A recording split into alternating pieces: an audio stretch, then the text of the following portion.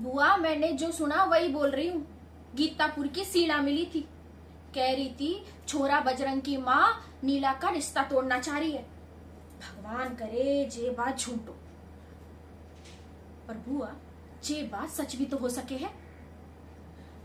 मैं काई कह रही हूँ बुआ, थे तो एक काम करो, कल के कल ही गुड्डू को भेज के ब्याह की तारीख तय करवा लो।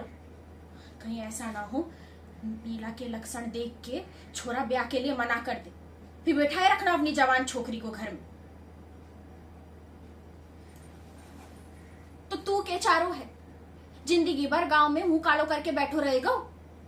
देख समझदारी इसमें ही है कि अगर गांव में नाक ऊंची रखनी है, अपनी इज्जत बचानी है ना, तो जितना जल्दी हो सके छोरी के हाथ पीले करके उसने अपने सासरे भेज दे।